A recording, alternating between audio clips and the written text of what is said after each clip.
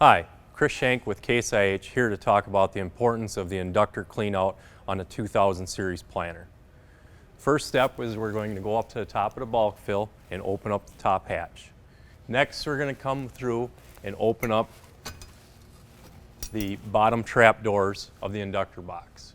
Okay, while we're here we can look at the shutoff. The shutoff is meant to be used anytime that we want to come in and check the bottom side of the inductor box in field operations. Maybe we want to drain out some seed out of that tank and transfer it to the other tank, or maybe we want to do a complete tank clean out. So we can shut off that seed, get situated underneath here to catch that seed and feather that out.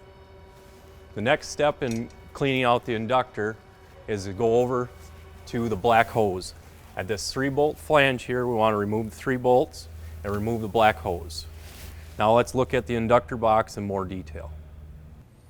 So on our inductor box, we just removed that black hose on this 3-bolt flange here. That gives us access into this air chamber where the bulk fill fan blows air through. Gives access to the baffle. The baffle, that's standard equipment in all the planters, is for corn and soybeans. If you were looking for a baffle for a different crop, we need to see the recommended settings chart in the ops manual. That baffle is then inserted into this area here, slid in, and that's by planter, by product. Okay. The other things that it gives us access to in this area are the top screen. The top screen is meant to distribute some air up into the bulk fill tank used for agitation. If we flip the box over on the bottom side, we see another set of screens from the bottom side where the lift is picked up. So we pick up that seed at the bottom here, it goes through and the air gets distributed through that baffle. Some goes through the bottom, some goes through the top here in the agitation. The part that comes out for the distribution of that seed out to the mini hoppers is sent through that baffle.